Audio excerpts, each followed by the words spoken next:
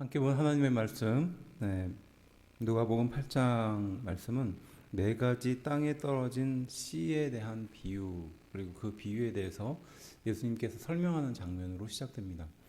우리가 신앙생활을 하다 보면 어떤 사람들은 이 말씀을 잘 받아들이고 또 그것을 잘 적용해서 신앙생활의 밑거름으로 삼는 경우가 있지만, 또 어떤 사람들은 그것을 시험으로 듣고 또 어려워하는 경우도 있습니다. 아니면 무감각하게 또 이 말씀을 그저 그냥 귀로만 듣고 행하지 않는 그런 경우도 좀 있죠.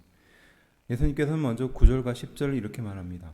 제 아들이 이 비유의 뜻을 모르니 이르시되 하나님의 나라의 비밀을 아는 것이 너희에게는 허락되었으나 다른 사람에게는 비유로 하나니 이는 그들로 보아도 보지 못하고 들어도 깨닫지 못하게 하려 함이다 라고 말합니다. 예수님께서 의도적으로 방해한 것은 아니지만 내가 이렇게 비유로 너희와 사람들에게 설명하는 이유는 이것을 깨닫는 사람은 깨닫지만 깨닫지 못하는 사람은 깨닫지 못하도록 하기 위해서 이렇게 하셨다라는 겁니다. 그래서 이 비밀을 아는 것이 너희에게는 허락됐지만 저들에게는 허락되지 않았다라고 말하는 겁니다. 그래서 하나님의 말씀이 선포될 때 그 말씀이 심령에 새겨지는 사람이 있고 또 그러지 못하는 사람이 있다는 것을 예수님이 단적으로 말씀하신 것이죠. 그러면서 이 비유는 이러하다라고 말하며 앞선 그 비유에 대해서 예수님께서 설명하는 것이 이제 뒤에 이어집니다. 그래서 하나님의 말씀이 심어지는 경우, 또 씨앗이 뿌리가 내려서 자라는 경우, 그래서 열매를 맺는 경우까지 네 단계로 설명을 하는데요. 첫 번째가 길가고, 두 번째가 바위, 그 다음에 세 번째가 가시떨기, 마지막 네 번째가 좁은 땅입니다.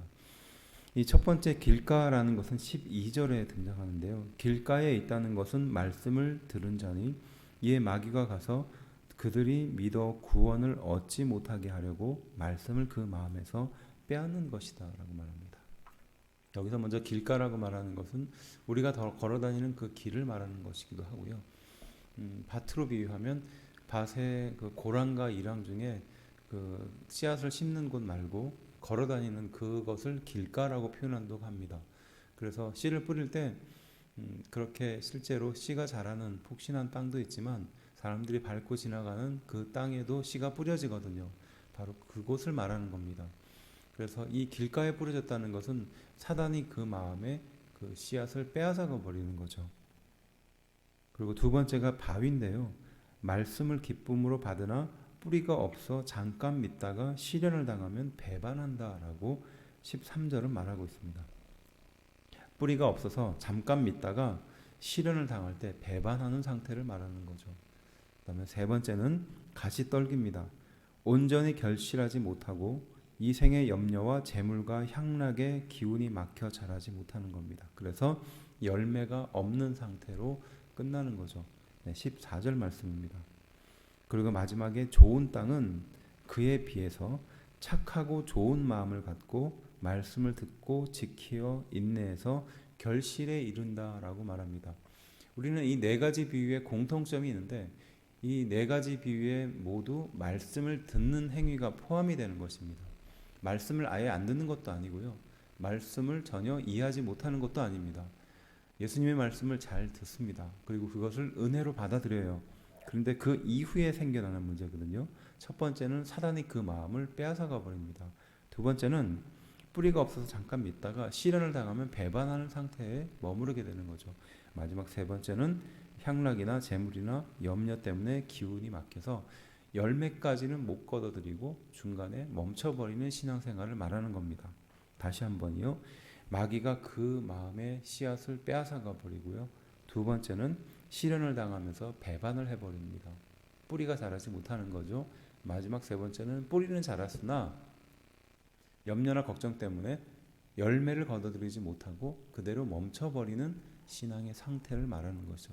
똑같이 말씀을 들었지만 이러한 결과가 다르게 나타난다는 것입니다. 그에 비해서 좋은 땅에 대해 설명하는데 먼저 착하고 좋은 마음을 갖는다라고 말합니다. 착하고 좋은 마음을 갖는다. 이거 참 어려운 일입니다. 소위 세상의 이야기를 안 들으면서 살아갈 수 없는 그런 삶을 살다 보니까요. 정말 각양각색의 다양한 이야기들이 우리 귀를 어지럽힙니다. 그 어지럽히는 이야기를 들으면서 착하고 선한 마음을 갖는다는 건 좀처럼 쉽지 않은 것 같아요. 정보가 우리의 인생에게 유익을 주기도 하지만 때로는 그 정보가 우리에게 너무 많은 정보로 인하여 고통을 주기도 하는 것 같습니다. 착하고 좋은 마음을 갖는 것, 그것은 우리 신앙인에게 있어서 꼭 필요한 것이에요. 그러기 위해서는 반드시 필요한 것은 무엇이냐? 잘못된 것들, 또 좋지 않은 것들, 우리의 영혼을 파괴할 만한 그런 이야기를 듣지 않는 것이죠. 그리고 두 번째가 말씀을 듣고 지키는 것을 말합니다. 말씀을 듣고 그냥 잊어버리는 것이 아니라, 그대로 두는 것이 아니라 그것을 지키는 행위가 따라와야 되는 것이죠.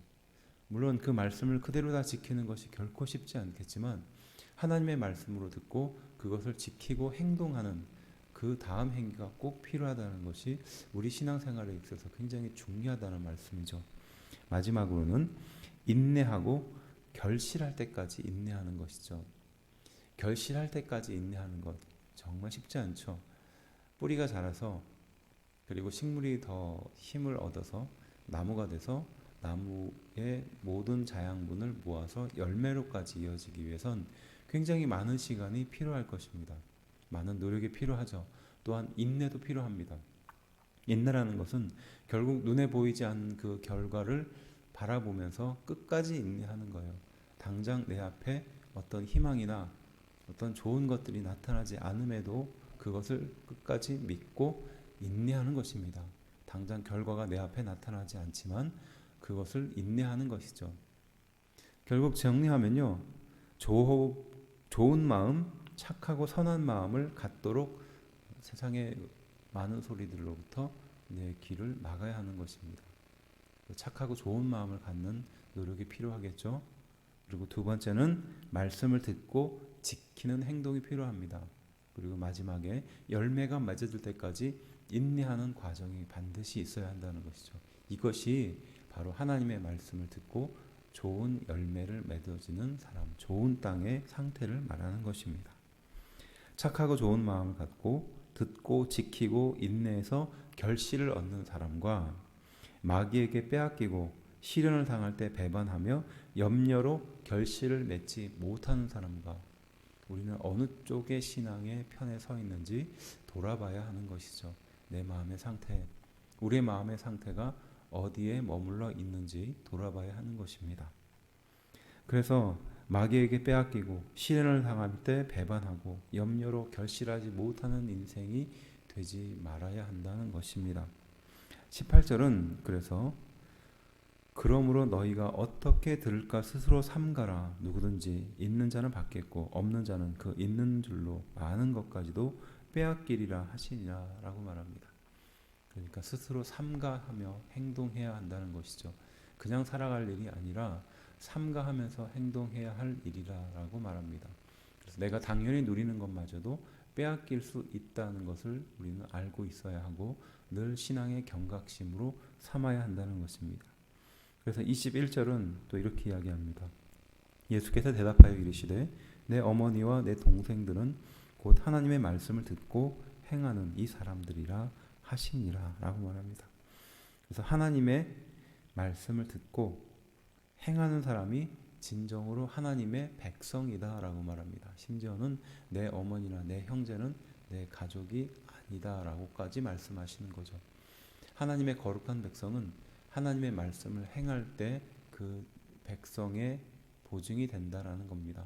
내가 진정으로 하나님의 백성이고 하나님의 성도다라고 하는 사람이 있다면 그 사람이 당연히 해야 할 일은 하나님의 말씀대로 행하는 것입니다.